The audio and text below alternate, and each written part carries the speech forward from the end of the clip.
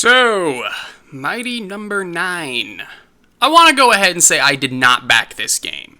I haven't followed it really, and this is just a game that came out on my watch list finally. I've had plenty to keep me occupied otherwise, so, I've been looking forward to the release, but I have no real investment in the game, if that makes any sense.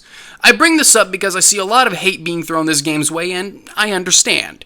However, I have no betrayal to look at the game through, so I'm reviewing this as unbiased as I possibly can. For those of you on the outside looking in, this game has a bit of a history. Keiji Inafune left Capcom so he could do what he felt was best for games and decided to make another Mega Man game as his first solo outing.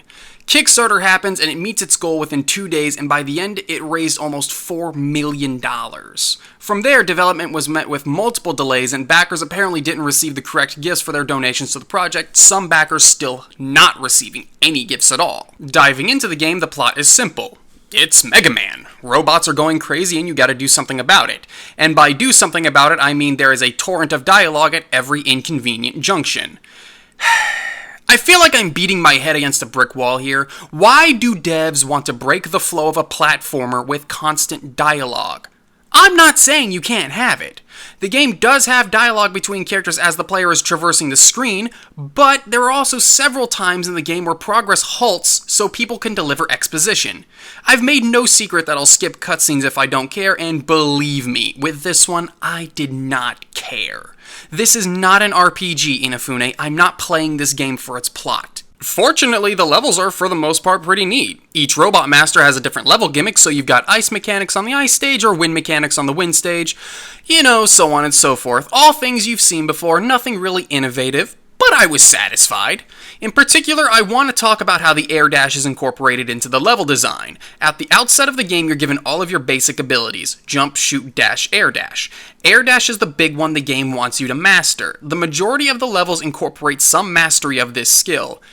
Maybe a bit too egregiously at times, but overall I'd say it's handled well, especially the brand level. This level has you traversing car tops that essentially turns it into a level of ever-moving platforms. You can't just jump from car to car, you will die.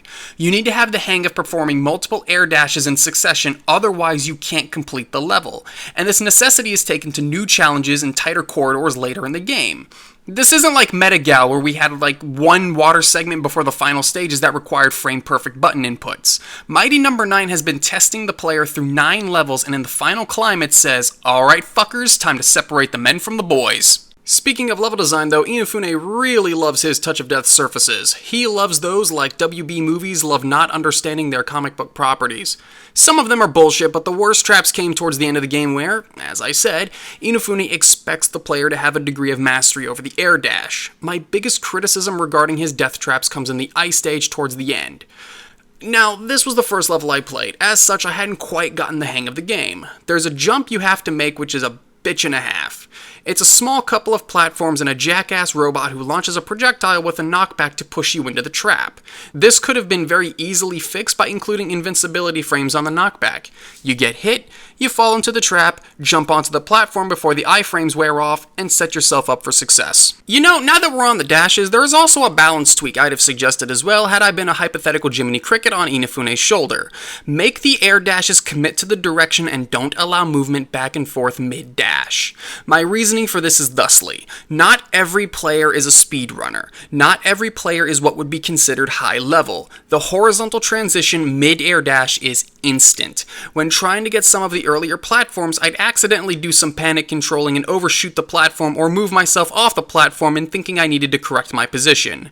If it was a committed distance and movement was taken out of the equation, I think it would have been better for less skilled players trying to get the hang of the game. There's another little thing in the level design I thought was a nice touch, and that's previously defeated Robot Masters will assist you in stages their abilities give you an advantage.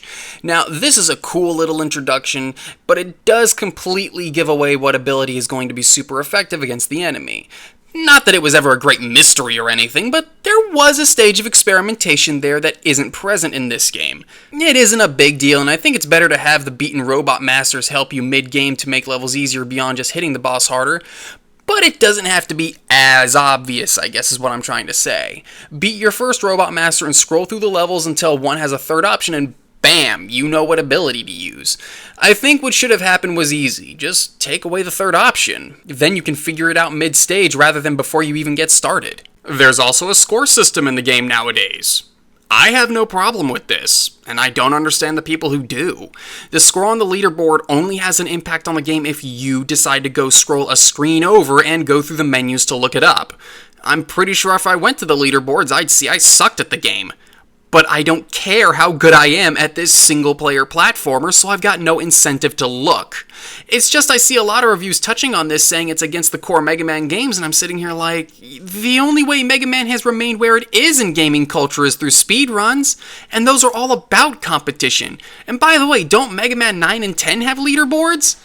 Way I see it, the scores and leaderboard is Inufune understanding this and giving that crowd a little something. But real fast, Inufune, can I ask you something? Why do we have a live system?